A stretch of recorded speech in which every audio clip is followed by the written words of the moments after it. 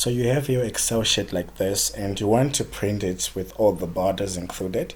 In this case, if you look at it, this is how the printout would appear with no borders, just the data.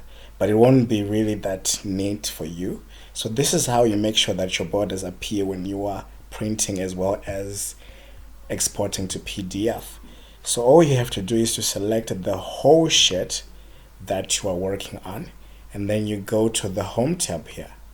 So in your Home tab, there is the section for font where you have to select the borders.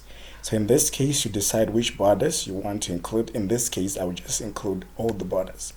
You can actually tell that the design has actually become a bit brighter.